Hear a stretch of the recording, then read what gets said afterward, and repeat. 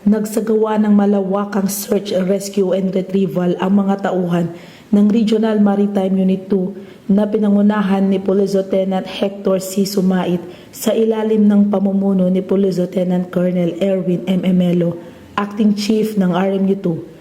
Matagumpay na operasyon ang isinagawa ng mga tauhan ng Regional Maritime Unit 2 sa paghahanap at pag-recover ng bangkay ng isang lalaki mula sa bayan ng Lalok, Cagayan.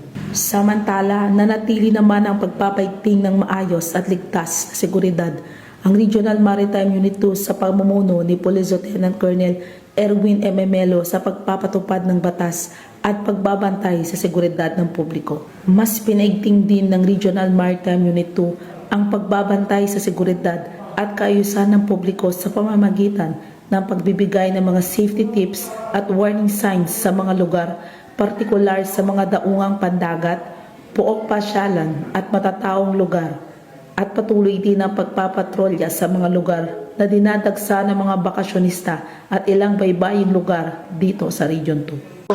Paalala sa ating mga kababayan ngayong araw ng Semana Santa at summer vacation.